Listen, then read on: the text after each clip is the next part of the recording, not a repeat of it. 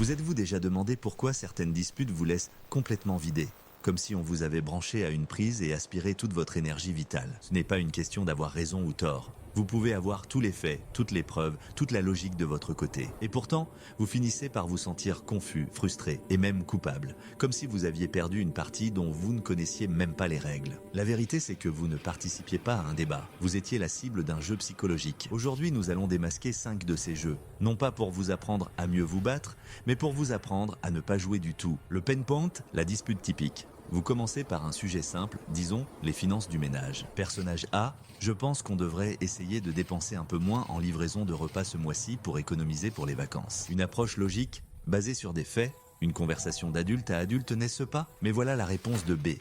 Ah, donc tu penses que je gaspille de l'argent? C'est facile pour toi de dire ça, tu ne vois jamais tout ce que je fais à la maison. Et voilà, le déraillement, en une phrase, on est passé de la planification budgétaire à une attaque personnelle sur la valeur et les efforts de B. Vous êtes déstabilisé. Vous essayez de vous défendre? Non, ce n'est pas ce que j'ai dit. Mais c'est trop tard. Le jeu a commencé. La théorie, pourquoi ça arrive? Le psychologue Eric Berne, père de l'analyse transactionnelle, a décrit ces interactions comme des jeux. Un jeu psychologique n'a pas pour but de résoudre un problème. Son but est d'obtenir un bénéfice caché. Ces bénéfices peuvent être éviter la responsabilité, se sentir supérieur, confirmer une croyance négative sur soi-même ou sur les autres, ou simplement obtenir de l'attention. Le manipulateur vous fait passer d'une communication adulte-adulte, rationnelle, à une dynamique parent-enfant, émotionnelle et punitive. Dans ce jeu, la logique est à l'ennemi. L'émotion est le carburant. Votre confusion est la preuve que la stratégie fonctionne. Alors, identifions les tactiques les plus courantes. Jeu numéro 1, l'attaque ad hominem, du latin contre l'homme. C'est quand votre adversaire, à court d'arguments, décide d'attaquer non pas ce que vous dites, mais qui vous êtes. Exemple, tu veux me donner des conseils financiers? Toi qui as acheté ce gadget inutile le mois dernier. Le but? Vous discréditer. Si vous n'êtes pas parfait, alors vos arguments ne valent rien. C'est une diversion grossière. Jeu numéro 2, l'épouvantail. Cette tactique est subtile et terriblement efficace. Votre adversaire prend votre argument, le déforme, l'exagère jusqu'à la caricature, puis il attaque cette version monstrueuse et la démolit facilement, prétendant ainsi avoir détruit votre argument initial. Reprenons notre exemple. A, on devrait dépenser moins en livraison. B. Ah, donc tu veux qu'on ne se fasse plus jamais plaisir et qu'on mange des pâtes à l'eau tous les soirs?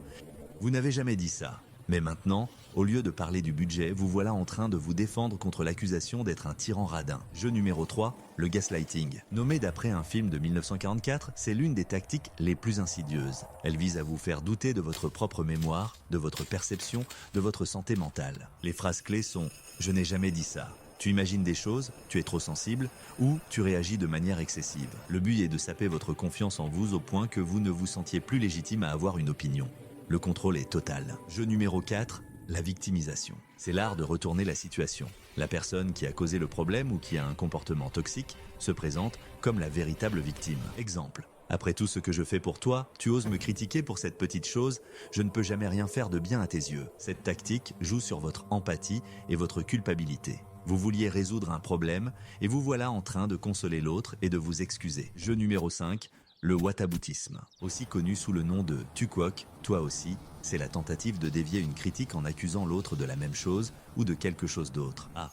Tu es encore en retard. B. Et toi alors? Tu as bien oublié de sortir la poubelle la semaine dernière. Les deux faits peuvent être vrais, mais l'un ne justifie pas l'autre. C'est une stratégie pour créer le chaos et éviter d'aborder le problème initial. Si tout le monde est coupable, personne ne l'est vraiment. Ok, c'est sombre, on a identifié le poison. Maintenant, l'antidote. Comment ne pas devenir une victime? La solution n'est pas une contre-manipulation, c'est de refuser de jouer. Voici un algorithme en 4 étapes. Étape 1, reconnaître le jeu, c'est le pas le plus important. Dès que vous sentez le déraillement émotionnel, faites une pause. Nommez mentalement la tactique.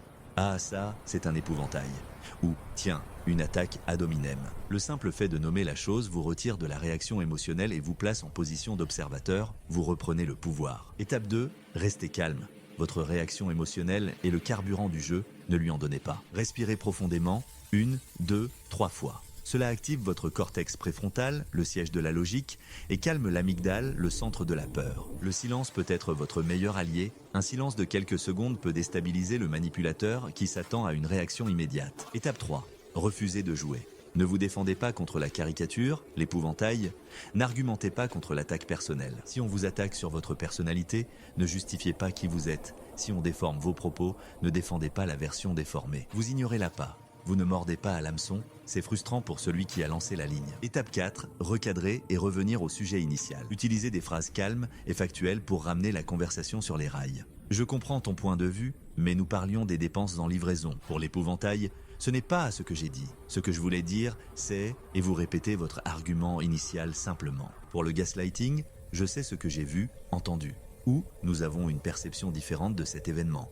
Restez ancré dans votre réalité. Et si la personne refuse de revenir au sujet et continue le jeu, c'est le moment de poser une limite claire. Je ne veux pas continuer cette conversation si nous restons sur des attaques personnelles.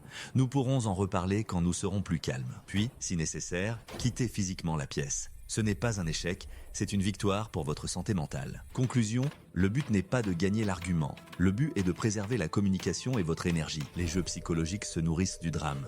En choisissant la clarté, le calme et les limites, vous les privez de leur nourriture. Vous ne pouvez pas forcer quelqu'un à être rationnel. Mais vous pouvez toujours choisir de ne pas vous joindre à son chaos. La véritable force n'est pas de crier plus fort, mais de savoir quand le silence et le retrait sont les réponses les plus puissantes. Protéger votre paix, c'est votre ressource la plus précieuse.